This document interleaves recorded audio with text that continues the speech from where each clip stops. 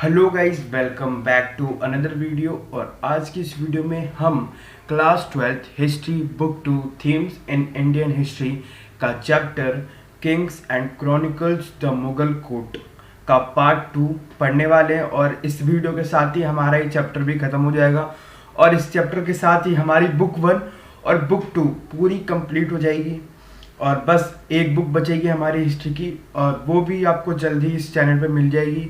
So let's start this video. जब part 1 जो है इस चैप्टर का, उसका लिंक आपको डिस्क्रिप्शन या फिर आई बटन पे मिल जाएगा और ये इस पार्ट में पूरा का पूरा चैप्टर खत्म हो जाएगा। ठीक है, तो इस चैप्टर से एक क्वेश्चन ये आता है कि मैन्यूस्क्रिप्ट जो होते हैं ना उनके बारे में बताओ। ठीक है, कि मैन्यूस्क्रिप्ट उस टाइम पे कैसे बनाए जाते थे और कितने रेलिवेंट थे। तो ये हम देख लेते हैं। In Mughal India all books were manuscripts, their production was done at imperial kitab khana. ठीक है, किताब खाना को आप एज अ लाइब्रेरी समझ सकते हो। ठीक है, जहाँ पे इनकी प्रोडक्शन होती थी। और मैन्यूस्क्रिप्ट्स मतलब सारी की जो भी बुक्स होती हैं। ठीक है, आज के टाइम में इन्हें इस मॉडर्न टाइम में से बुक कहते हैं और मेडिवल टाइम में इसे मैन्यूस्क्रिप्ट्स कहा जाता था। A large number of peoples were engage in performing different task. बहुत बड़ी संख्या में लोग सब ना ये काम करते थे। ठीक है, इसमें the calligraphers were assigned to make the copies of the text and gilders were embellish the pages। Calligraphers मतलब जो राइटर होते हैं। ठीक है, वो जो राइटर थे वो असाइंड थे, इन सब के लिए काम करते थे। ठीक है, वही क्या करते थे, इनकी गिल्डर्स मतलब इन पे जो डिजाइन्स होते थे। ठीक है, जो चमक होती थी इनके जो डिजाइन्स होते थे वो चमकाने का काम अलग होता था। उसके बाद एम्बलिश द पेज मतलब अलंकृत करना, मतलब बिल्कुल अच्छे तरीके से इसको डिजाइन करके सजा के बनाना। ठीक है, ये काम किनका था, कैलीग्राफर्स का। The painters used to adorn और design the scenes from the text. ये क्या करते थे, ये जो डिजाइन्स बनाते थे, ये पेंटर जो है ना बहुत ही इंस्पायर होके ये डिजाइन्स बनाते थे टेक्स्ट के लिए। Peoples who were engage in the production of manuscripts got that familiarity as they were titled and awarded by the state। ठीक है, ये क्या होते थे, इनको अलग अलग टाइटल दिया जाता था और ये किससे अवार्ड होते थे, अवार्डेड बाय द स्टेट। मतलब जो जिस कोर्ट में काम करते थे ना वो जो उस कोर्ट का राजा होता था। ठीक है, मुगल एम्परर्स जो होते थे वो इन्हें अप्रिशिएट करते थे। ठीक है, उसके बाद Akbar like the Nastaliq style of calligraphy. ठीक है, अकबर जो है ना नस्तलिक स्टाइल ऑफ कैलीग्राफी पसंद करता था। ठीक है, कैलीग्राफी को आप समझ सकते हो कि एक तरीके से हैंड राइटिंग जैसे होती है ना। ठीक है, वैसे ही आप इसको देख सकते हो। तो अकबर एक फॉर्म था नस्तलिक, उसको पसंद करता था, उस फॉर्म में लिखना, उसकी जितनी भी चीजें होती थी वो उसी फॉर्म में लिखी जाती थी। अब है द पेंटेड इमेजेस। ये क्वेश्चन आता है कि Y there is a conflict between the ruler and the orthodox Muslims। मतलब उलमाज और जो एम्परर होते थे ना उनके बीच में कंफ्लिक्ट क्यों होता था इमेजेस को लेकर। ठीक है, तो ये क्वेश्चन आता है, तो इसलिए मैं कह रहा हूँ कि ये वाला क्वेश्चन है द पेंटेड इमेजेस और मैन्यूस्क्रिप्ट का क्वेश्चन, दोनों को कंबाइन करके ये आपका 8 मार्क्स का भी क्वेश्चन आ सकता है और 4 मार्क्स का भी क्वेश्चन आ सकता है। तो make sure you know it. Painters played an important role in the production of manuscripts।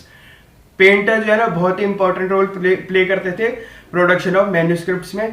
Paintings और pictures enhance the beauty of any book. अब आपको पता ही होगा, जैसे कि अब हम बुक पढ़ते हैं। ठीक है, तो उसमें जितनी पिक्चर्स होती हैं, ठीक है, तो उससे हमारा मन लगा रहता है। ठीक है, पिक्चर्स देखते हैं, ठीक है, तो मन लगा रहता है, बोर नहीं होते, हम ये कह सकते हैं।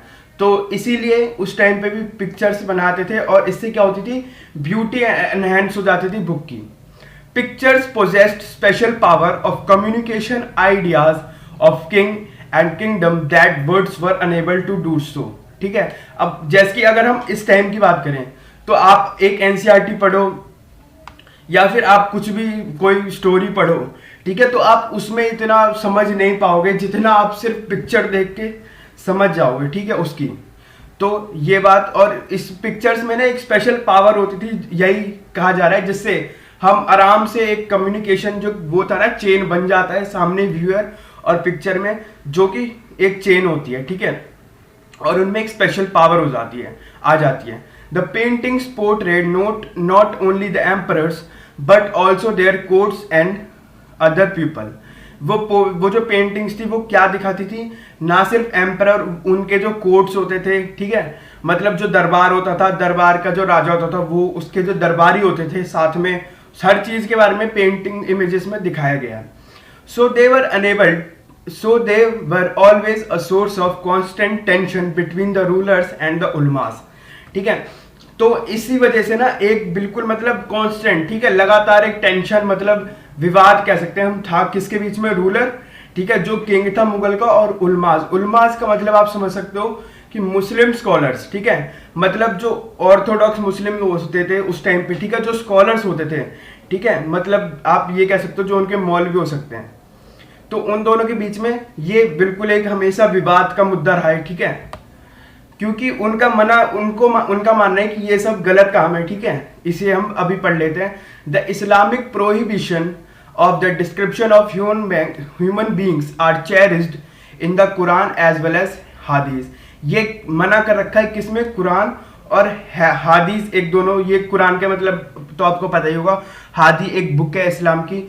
It gave an account of the incident from the life of the Prophet Muhammad। इनका कहना यह है कि ये जो काम है ना, इसमें एक ये जो पिक्चर बनाते थे ना, तो इस तरीके, इससे क्या हो जाता था कि एक चीज में जान डाल दे रहे थे ये, ठीक है, ये समझ रहे हो आप। ये इनका कहना ये था कि जब आप किसी चीज की पिक्चर बना देते हो तो उस चीज में एक तरीके से आप जान डाल देते हो, ठीक है। तो ये जो जान डालने का काम है वो किसका काम है, ये काम है प्रॉफिट मोहम्मद का। और ये काम कौन कर रहा था, ये जो पेंटर्स थे, ठीक है। इसलिए ये जो था ना, मेन यही रीजन था इन दोनों के बीच में कंफ्लिक्ट का, ठीक है। Different social groups exposed the meaning regarded the body of Islamic tradition in different ways. अलग लोग की अलग विचारधारा थी, अलग अलग बातें थी, ठीक है। और उसके बाद बहुत सारे जो आर्टिस्ट है ना, वो अलग अलग जगह से इंडिया में लाए गए थे उस टाइम पे। Artist like Mir Syed Ali and Abdus Samad came to India along with the emperor Humayun Mir Syed Ali और अब्दुस समाद को लाया था अपने साथ। कहां से, ये ईरान से आए थे, ठीक है आपको। और ये सबसे ज्यादा जो इसका वो था ना ट्रेंड इमेजेस का, वो ईरान में ही था उस टाइम पे। ईरान को देख के मुगल्स ने सीखा और मुगल्स में भी ये ट्रेंड आ गया। और इन दोनों में ये टेंशन क्यों था, कन्फ्लिक्ट क्यों था, क्योंकि पिक्चर बनाने से एक तरीके से ना ऐसा लगता था उन पिक्चर्स को देख के कि उसने, पेंटर ने उसमें एक जान सी डाल दी है, ठीक है, मतलब उसमें एक स्पेशल पावर आ गई है। और जो उलमास थे, मतलब मुस्लिम स्कॉलर, उनका कहना था कि ये काम सिर्फ प्रॉफिट मोहम्मद का, ये काम कोई और नहीं कर सकता, ठीक है। इसलिए उन दोनों के बीच में हमेशा विवाद रहता था। अब द आइडियल किंगडम, ठीक है, अब जब मुगल एम्पायर को ना एक आइडियल किंगडम के नाम से भी जाना जाता है, ठीक है, आपको पता होगा। तो ये देख लेते हैं, king as a symbol of divine power. तो जो किंग था ना, मुगल्स के जितने भी किंग थे, ठीक है, जैसे कि फ्रॉम द स्टार्टिंग अगर हम बाबर से देखें तो उनको एज अ डिवाइन पावर देखा जाता था, ठीक है। ऐसा क्यों, अभी हम देख लेते हैं। According to many chronicles the Mughals were derived power directly from God, ठीक है। कितने जो क्रॉनिकल्स है ना, उनमें ये लिख रखा है कि इनको जो पावर थी ना, इनके अंदर जो शक्ति थी, पावर थी, वो कहां से सीधे आ रही थी, वो आ रही थी सीधे भगवान से, मतलब अल्लाह से, ठीक है। और ये इसके पीछे कहानी क्या थी, one of the traditional story was narrated by them, ठीक है। ये स्टोरी किसने सुनाई थी, ये इन्होंने खुद ही सुनाई थी। It was a story of Mongol queen Alanqua who was impregnated by a ray of sunshine, ठीक है। ये एक कहानी है, जैसे कि आपको पता है कि ये मंगोल से थे, ठीक है।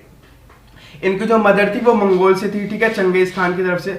तो ऐसा कहा जाता है कि उनकी जो मदर थी ना, वो प्रेग्नेंट हो गई थी, किससे, विद द रे ऑफ सनशाइन, ठीक है। When she was resting in her tent, जब वो अपने टेंट में रेस्ट कर रही थी तो वो प्रेग्नेंट हो गई थी, किससे, सिर्फ एक रे ऑफ सनशाइन से। हर child carried the divine light and this light was passed away from generation to generation, ठीक है। और वो जो लाइट से वो प्रेग्नेंट हुई, तो वो एक तरीके से पावर को था, ठीक है, जो एक जनरेशन से दूसरे जनरेशन वो खुद आती गई, ठीक है। और जैसे कि आपको पता है कि वो मुगल्स में आई और मुगल से एक से दूसरे के पास जाती गई, ठीक है। From the 17th century onwards, Mughal artist began to portray kings wearing the halo the halo were the symbol of divine light, ठीक है। इन्होंने 17th सेंचुरी में जो वो थे पेंटर्स, उन्होंने जो आर्टिस्ट थे, उन्होंने क्या करना चालू कर दिया, जो मुगल किंग्स थे ना उनको पोर्ट्रे करने चालू कर दिया वेयरिंग अ हेलो, ठीक है। ये फोटो आपका इंसर्ट में मिल जाएगी। और हेलो किसके सिंबल होता है, symbol of divine light. Hello कौन पहनता है, जो जीसस क्राइस्ट हैं, मदर है, ठीक है, वो सब पहनती है। और वही पहनते हुए इन्हें भी दिखाया, जिससे क्या हुआ कि ये एज अ एक डिवाइन पावर दिखाई दे, ठीक है। अब है सुलेकुल, ठीक है, sulh-i-kul the source of unifying force, ठीक है। ये एक तरीके से ना हम कह सकते हैं कि एक पॉलिसी थी, ठीक है, जो उस टाइम पे लागू की गई, जिसके अंदर जितने भी लोग थे, ठीक है, जितने भी धर्म के लोग थे, वो सब एक साथ एक जगह पे शांति के साथ रह रहे थे, ठीक है, with total peace. The source of a unifying force, ठीक है, sulh-i-kul. The Mughal emperor comprised of Mughal religious communities such as Hindu, Jains, Zoroastrians and Muslim. पूरे जो कौन कौन से मुगल एम्पायर के अंदर कौन कौन से लोग रहते थे, ठीक है, हिंदू रहते थे, जैन रहते थे, जोरास्ट्रियंस, मुस्लिम सब रहते थे। उसके बाद emperor stood above all the groups as the source of peace and stability. Emperor किस चीज के लिए खड़े होते थे, इन सब के ऊपर, स्टेबिलिटी और पीस के लिए। He mediated among all the groups to ensure peace and unity and justice, ठीक है। ये बीच में मीडिएट करते थे, किसके लिए, हर ग्रुप के बीच में मीडिएट करके ये एंश्योर करते थे कि इनके बीच में पीस रहे, यूनिटी रहे और जस्टिस सबको मिले, ठीक है। उसके बाद Abul Fazl has stated the ideal of sulh-i-kul stood for absolute peace between all the religious and ethnic group, ठीक है। अबुल फजल ने ये बोला है, ठीक है, क्रॉनिकल्स में कि सुलह-कुल किसके लिए खड़ा होता है, for absolute peace between all the religious and ethnic group, ठीक है। हर ग्रुप के बीच में प्रॉपर पीस, एब्सोल्यूट पीस के लिए सुलह-कुल एक पॉलिसी थी जो स्टैंड करती थी, ठीक है। ये क्वेश्चन आता है, ठीक है, सीबीएसई में। या तो ये आपसे सुलह-कुल के बारे में पूछ लेंगे, नहीं तो ये पूरा क्वेश्चन आ जाएगा कि द आइडियल किंगडम, ठीक है, कि मुगल एम्पायर एक आइडियल किंगडम था, ये कैसे पता चलता है। तो उसके बाद में आपको बताना पड़ेगा, ठीक है, कि पावर, डिवाइन पावर, उसके बाद सुलह-कुल सब शांत से रहते थे। उसके बाद ये है just sovereignty as social contract, ठीक है। इसमें ना हम पढ़ते हैं कि जो स्टेट था ना, ठीक है, उनका काम क्या था, उनका काम था जो उनके लोग हैं, ठीक है, उनकी जो जनता है, उनको 5 चीजें देना, ठीक है। Abul Fazl described sovereignty as a social contract, ठीक है। So Mughal emperor used to protect life, इनका काम क्या था, ठीक है, मुगल एम्परर का जो उनकी जनता है उनकी लाइफ को प्रोटेक्ट करना, ठीक है, उनकी प्रॉपर्टी को प्रोटेक्ट करना, उनका ऑनर, ठीक है, फेथ ऑफ हिज सब्जेक्ट, ठीक है। ये 5 चीज था जो उनका काम था प्रोटेक्ट करने का, ठीक है। इसको आप एनसीईआरटी में देखोगे तो इसको हिंदी में डाल रखा है जन, माल, धन, ऐसे करके, जैसे कि आपने सुन रखा होगा बहुत सारे लोगों के मुंह से, ठीक है। He demanded obedience and share of resources from his side. इन्होंने कहा है कि पूरा ओबीडियंट और शेयर ऑफ रिसोर्सेज, मतलब जितने भी वो है ना रिसोर्स, वो सब में शेयर हो, ठीक है, बराबरी से, ठीक है। और इन सब की प्रोटेक्शन हो, ठीक है, इन सब की लाइफ की प्रोटेक्शन हो, इनको इनके प्रॉपर्टी की प्रोटेक्शन हो, इनकी ऑनर की प्रोटेक्शन हो, ठीक है, इनके विश्वास की प्रोटेक्शन हो, हर चीज की, ठीक है। उसके बाद artist use the symbol of harmony उसके बाद ना ये हम आइडियल किंगडम है, ठीक है, इसके लिए ना एक वो मिला है, ठीक है, मोटिव, ठीक है। Artist use a symbol of harmony, the motives of lion and lamb lived together without violence, ठीक है। अब आपको पता है कि लायन और लैम्ब मतलब एक शेर और एक भेड़ कैसे एक साथ रह सकता है, तो अगर ये दोनों साथ हैं मतलब हार्मनी है वहां पे, ठीक है। A realm where strong and weak could exist, ठीक है, ऐसी जगह जहां पे स्ट्रॉन्ग और वीक दोनों के दोनों लोग एक साथ रह सके। और इसी के साथ हम इसी वजह से इसको एक आइडियल किंगडम कहा जाता है, ठीक है। अब हम देख लेते हैं मुगल कोर्ट के बारे में, ठीक है। जैसे कि मुगल कोर्ट मतलब मुगलों का जो दरबार था, ठीक है, वो कैसा था, ठीक है, या फिर उनकी लाइफ जो स्टाइल था, ठीक है, वो कैसे स्टार्ट होता था, वो क्या करते थे, इसमें हम ये देखेंगे। ये मेरे ख्याल से लास्ट टॉपिक है इस चैप्टर का। The central points of the activities and special occasions of Mughal court was emperor, the throne of the और द तख्त, ठीक है, जो सेंट्रल पावर था, ठीक है, सेंट्रल पॉइंट था, ठीक है, हर चीज का, वो क्या था, थ्रोन, ठीक है। थ्रोन मतलब मुगल एम्परर का थ्रोन और तख्त, ठीक है, हिंदी में तख्त कहते हैं। The place of all the courtiers was fixed by the emperor himself as he set on the throne, ठीक है। इसके अंदर जितने भी दरबारी थे उनकी जगह फिक्स थी, ठीक है, पहले से ही। देन और जब एक बार जो राजा था ना, ठीक है, अपने वो उस पे थ्रोन पे बैठ जा रहा था, ठीक है, तख्त पे, तो then no one was allowed to change और मूव हिज पोजिशन और टू लीव विदाउट परमिशन, ठीक है। और उसके बाद जब वो बैठ जा रहा था उसके बाद किसी को भी परमिशन नहीं है कि वो हिल सके, वो मतलब वहां से जा सके या फिर कुछ भी कर सके, अपनी पोजीशन चेंज करे, जैसे क्लास में देखा होगा आपने, ठीक है, कि कुछ बच्चे होते हैं जो पंखे के नीचे जाके बैठते हैं, कुछ बच्चे होते हैं जो हमेशा आगे बैठते हैं, कुछ बच्चे होते हैं जो हमेशा ही पीछे बैठते हैं, और कुछ बच्चे होते हैं जो हर पीरियड में अपनी सीट चेंज करते हैं, ठीक है। तो वैसे ही यहाँ पे नहीं था, ठीक है। अगर एक बार बैठ गया राजा तो कोई भी अपनी सीट चेंज नहीं कर सकता, ठीक है। If any violation was noticed punishment was given on the spot. अगर कुछ भी इसका गलत, कुछ भी ऐसा होता था, ठीक है, किसी ने सीट चेंज करी, कोई आ गया, कोई घुस गया, कोई चला गया चुपचाप से, तो उसको पनिशमेंट दी जाती थी, वो भी ऑन द स्पॉट। उसके बाद the forms of greetings to the emperor pointed out the individual status in the hierarchy, ठीक है। मतलब उस टाइम पे जो ग्रीटिंग का था ना, ठीक है, मतलब जैसे कि अभी के टाइम आते हैं, कोई किसी के घर आता है तो नमस्ते बोलता है, ठीक है, तो वैसे ही जब कोई आता था या फिर कोई अपनी जब ग्रीटिंग करता था किसी को, ठीक है, तो वो अलग अलग तरीके के होते थे, ठीक है, और वो अलग अलग तरीकों से पता चलता था कि उनका क्या स्टेटस है, ठीक है, हायरार्की में। अब आगे चलते हैं। Deeper adoration represented higher status, ठीक है, मतलब जितने अच्छे से वो आराधना करता था ना किसी की, ठीक है, मतलब जितने अच्छे से कोई किसी को वो कर रहा है, नमस्ते कर रहा है, ठीक है। कितने लोग होते हैं जाते हैं नमस्ते करते हैं, हाथ जोड़ के, फिर पैर छूते हैं, फिर बहुत कुछ करते हैं, ठीक है। वो तो ऐसे जो लोग, मतलब ये तो हमारे हिंदू रिलीजन सनातन धर्म में होता है, ठीक है, लेकिन मुस्लिम में जो भी मुस्लिम रिलीजन में कुछ और होता है, ठीक है। और उस टाइम पे जो होता था उसकी बात हो रही है, ठीक है। Deeper adoration represented higher status. Adoration का मतलब होता है आराधना, ठीक है, मतलब जो जितने अच्छे से आराधना करता था, ठीक है, उसका इतना ऊंचा स्टेटस होता था, ठीक है। उसके बाद the highest form of submission was सजदा, ठीक है। सजदा आपने देख रखा होगा, जो सिर जमीन पे झुका के वो करते हैं, ठीक है, नमस्ते करते हैं, ठीक है, मुस्लिम रिलीजन में। और भी तरीके के होते थे, जैसे कि they were replaced by chahar, taslim, जबीन दोष under the reason of Shahjahan, ठीक है।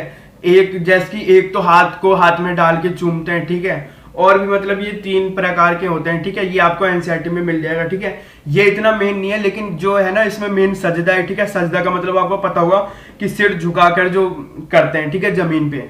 The emperor activities were started at sunrise with religious prayer, ठीक है। जो एक्टिविटी थी, ठीक है, वो जो एम्परर था, ठीक है, उसकी लाइफ कैसे चालू होती है। अभी तक तो हमने ये देख लिया कि उसका जो दरबार था वो कैसे था, ठीक है, सेट हो रखा, ठीक है, वहां पे लोग ऐसे आते थे, तो क्या करते थे, ठीक है। अब क्या देखेंगे कि एम्परर की लाइफ कैसे स्टार्ट कैसे होता था। एक दिन जो है एम्परर का डे कैसे स्टार्ट होता था, ठीक है। तो डे स्टार्ट होता था विद द रिलीजियस प्रेयर, ठीक है, पूजा से स्टार्ट होता था, ठीक है। उसके बाद झरोखा दर्शन वॉज इंट्रोड्यूस्ड बाय अकबर, ठीक है। पहले जो भी उठते थे, ठीक है, पहले प्रेयर होती थी, मतलब नमाज पढ़ते थे, ठीक है। उसके बाद लेटर झरोखा दर्शन, ठीक है। झरोखा दर्शन का मतलब आपको पता होगा, जैसे कि अपनी बालकनी में, ठीक है, क्योंकि उनका घर मतलब एक तरीके से सेंटर में होता था, ठीक है। पूरे एम्पायर वो जो घर होता था उनका, ठीक है, उनका जो महल होता था वो सेंटर में होता था। तो बालकनी में जाके, ठीक है, बिल्कुल ऊपर में कहीं पे भी खड़े होके जो हाथ दिखाते हैं, ठीक है, तो उसको कहते हैं झरोखा दर्शन, ठीक है। तो पहले झरोखा दर्शन होता था, ठीक है। उसके बाद क्या होता था, the emperor used to move towards Diwane Aam to meet the primary works of his government, ठीक है। झरोखा दर्शन हुआ, उसके बाद वो कहाँ जाते थे, एक मीटिंग में जाते थे जिसे कहते थे दीवाने आम, ठीक है। अब जैसे कि आपको पढ़ के पता चल रहा है दीवान ए आम, ठीक है। ये जो मीटिंग होती थी ना, दीवान का मतलब होता है मंत्री और आम का मतलब होता है कि आम मुद्दे, ठीक है, जो नॉर्मल मुद्दे होते हैं, ठीक है। तो इस मीटिंग में क्या होती थी, आम मुद्दों पे चर्चा होती थी और बातचीत होती थी, उनके रिजल्ट निकाले जाते थे, ठीक है, उनको इम्प्लीमेंट किया जाता था। उसके बाद एक और मीटिंग होती थी जिसे कहते थे दीवाने खास, ठीक है। दीवाने खास, जैसे कि इसे भी पढ़ के पता चल रहा है, दीवान मतलब मंत्री और खास मतलब जो खास लोग होते थे उनके साथ जो इम्पोर्टेंट इश्यूज होते थे जैसे कि सिक्योरिटी, ठीक है, कुछ भी मतलब हुआ तो वो जो इम्पोर्टेंट चीजें होती थी ना वो इस मीटिंग में डिस्कस होती थी। और ये था उसका, ठीक है, ये जो था ना यहां तक ये क्वेश्चन आएगा, ठीक है, जब मुगल कोर्ट के बारे में कि मुगल कोर्ट कैसे सेट था, ठीक है, उसके बाद जो एम्परर था उसका लाइफ कैसे स्टार्ट होता था, तो उसमें आपको इतना लिखना पड़ेगा और इतने लिखते ही आपको पूरे 8 मार्क्स मिल जाएंगे, ठीक है। इसमें आप और लिख सकते हो अगर चाहो तो, ठीक है। जितने भी इंपॉर्टेंट टॉपिक्स थे इसके मैंने वो करा दिए, ठीक है। अब आगे देखते हैं द सफाविड्स एंड द गंधार, ठीक है। कांधार मतलब एक ये प्लेस का नाम था, अभी हम देख लेंगे, ठीक है। और सफाविड्स मतलब ईरान के रूलर, ठीक है। The political relations between the Mughal emperor and neighbouring countries of Iran and Turan were dependent on the control of the frontiers designed by Hindu Kush mountain, ठीक है। इंडिया का जो आप देखोगे जैसे कि मुगल टाइम में जो अफगानिस्तान का साइड था वहां पे ना हिंदू कुश पर्वत है, ठीक है, माउंटेन, ठीक है। तो वहां वो जो है ना एक तरीके से एंट्री गेट माना जाता था इंडिया के लिए, ठीक है। अगर उस टाइम पे इंडिया के अंदर किसी को कब्जा करना था, ठीक है, तो वो वहीं से उनको घुसना पड़ता था, ठीक है। और वहां पे कौन कौन था, वहां पे ईरान थे, तुरान थे, इनके राजा थे और उनके साथ जो रिलेशन थे ना बहुत ही अच्छे थे, ठीक है। All conquerors who wanted to conquer the Indian subcontinent had to cross the Hindu Kush to have the access to north India, ठीक है। जैसे कि मैंने कहा कि उनको अगर एक्सेस चाहिए, ठीक है, मतलब इंडिया के अंदर घुसना है तो पहले वहां पे जो लोग हैं, ठीक है, उनको हराना पड़ेगा, ठीक है। और अगर उनको हराएंगे जब भी वो अंदर घुस पाएंगे, तो वहां पे कोई किसी को हरा ही नहीं पाता था, ठीक है, क्योंकि वो हमेशा कब्जा में, वो किसके कब्जे में रहता था, मुगल के और सफाविद्स के, ठीक है। That is why there was a constant policy of Mughals and had was to ward off his potential danger by controlling strategic post at Kabul and Gandhar, ठीक है। तो इसमें गांधार की बात हो रही है, तो हिंदुकुश पर्वत के पास ही एक पोस्ट था जिसे गांधार के नाम से जाना जाता था और वो उसे कंट्रोल कौन करता था, उसे मुगल कंट्रोल करते थे। वहां पे एक मतलब बहुत ही अच्छी आर्मी की टीम वहां पे रखी जाती थी, ठीक है, उनकी सैन्य की। और वहां पे जैसे ही कोई हमला करता था तो उनको वहीं से भगा दिया जाता था, ठीक है, कि वो अंदर घुसेंगे नहीं तो कुछ होगा नहीं, हमारा एम्पायर पूरा सुरक्षा रहेगा, ठीक है। बॉर्डर कह सकते हो आप इसे एक तरीके से, ठीक है। और काबुल का भी पोस्ट वहीं पे था और गंधार का भी पोस्ट वहीं पे था, ठीक है। Gandhar was the bone of contention between Safavids and the Mughal, ठीक है। गंधार क्या था, एक टेंशन का वो था, ठीक है, एक कह सकते हो कंटेंशन मतलब टेंशन, ठीक है, ये कह सकते हो मतलब एक विवाद का वो था, ठीक है, मुद्दा किसके बीच में, सफाविद्स और मुगल। सफाविद्स ईरान के थे और मुगल हमारे इंडिया के थे, ठीक है। This fort city was initially under the control of Humayun, ठीक है। अब फोर्ट किसकी, कौन से किले की बात हो रही है, काबुल के वो कांधार का जो किला है ना उसकी बात हो रही है कि कांधार का किला जो था ना किसके कंट्रोल में रहता था, 15 वो हुमायूं के, ठीक है। और पहले तो हुमायूं के कंट्रोल में रहता था, ठीक है। उसके बाद अकबर ने इसे रिकन्क्वायर किया था सफाविद से 1595 में, ठीक है। उसके बाद although Safavids maintain their diplomatic relation with the Mughals but they continue to stake claim over their Gandhar, ठीक है। उसके बाद क्या हुआ, पहले तो ये हुमायूं के कंट्रोल में था, ठीक है। उसके बाद एक बार जब ये सफाविद के कंट्रोल में था भी तो जो है ना 1595 में अकबर ने इसे सफाविद से छीन लिया था। और सफाविद्स भी एक तरीके से इंडिया के साथ एक रिलेशन बना के रखते थे, लेकिन वो अपने हमेशा ये बोलते थे कि गंधार जो है ना वो हमारा ही है, ठीक है। उसके बाद Jahangir in 1613 sent a diplomatic envoy to the court of Irani ruler Abbas Shah, ठीक है।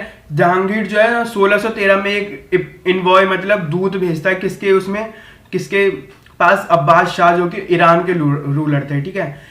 और उसका ऑब्जेक्टिव क्या था कि his objective was to plead the Mughal right over the Gandhar but his envoy failed to meet his objective, ठीक है। उनका कहना था कि इस पे हमारा राइट है, ठीक है, ये जो है ना गांधार वो हमारा है, लेकिन वो सफाविद्स के कंट्रोल में था, ठीक है। जब जहांगीर की बात हो रही है, ठीक है, तो उस टाइम पे क्या हुआ, उसने अपना दूत भेजा और दूत ने जो काम करने के लिए भेजा था, ठीक है, दूत का जो ऑब्जेक्टिव था वो पूरा नहीं कर पाया, ठीक है। वो जो एनवॉय था उसने अपना ऑब्जेक्टिव वो नहीं किया, ठीक है। और सफाविद्स आर्मी बिसाइज्ड गंधार इन 1622, ठीक है। सफाविद्स ने क्या किया, गंधार को ना घेर लिया 1622 में। और क्योंकि मुगल आर्मी वो नहीं थी, प्रिपेयर नहीं थी, the Mughal army was not fully prepare for this, as a result it was defeated and had to surrender for the city of Safavids, city to the Safavids, ठीक है, क्योंकि वो तैयार नहीं थे इसलिए, और उन्होंने 1622 में हमला किया, ठीक है। 1613 में भी जहांगीर ने ये भेजा था, क्योंकि मतलब ये हमेशा ना बीच में उसमें वो करते रहते थे, ठीक है, अड़चन डालते रहते थे, ठीक है, तो इसलिए वो बार बार यही कहते थे कि ये हमारा है और हमारा ही रहेगा। लेकिन 1622 में क्या हुआ कि आखिर में सफाविद्स ने उस पर हमला किया, और क्योंकि वो पूरे प्रिपेयर नहीं थे मुगल के, ठीक है, इसलिए वो हार गए और उन्हें सरेंडर करना पड़ गया, ठीक है। अब इसमें क्वेश्चन आएगा कि ये इतना मतलब हॉट टॉपिक क्यों था कांधार, ठीक है, सफाविद्स और मुगल के बीच में, ठीक है।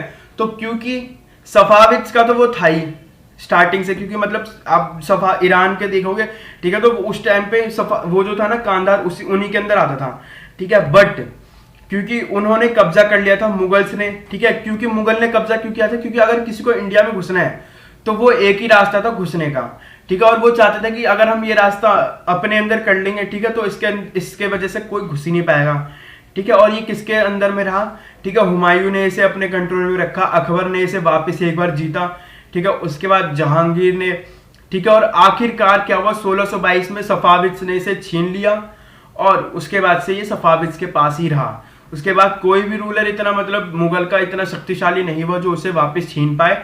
और जैसे कि आपने देखा ही होगा कि धीरे धीरे जहांगीर के बाद से जो एम्पायर था वो सुकड़ने लगा, ठीक है, मतलब धीरे धीरे पास आने लगा, जहां इतनी एक्सपेंड हो रखा था वो धीरे धीरे कम होने लग गया उनका एक्सपेंशन, ठीक है। और आखिरकार उन्हें सरेंडर करना पड़ा किसको, सफाविद्स को, ठीक है। तो ये है कांधार का टॉपिक, ठीक है, और ये बहुत ही इंपॉर्टेंट टॉपिक है, इसलिए मैं कह रहा हूं कि ये पढ़ के ही जाना। सो ये लास्ट टॉपिक था। So let's end this video. Thanks for watching the video. Please don't forget to like, share and subscribe the channel. Thank you.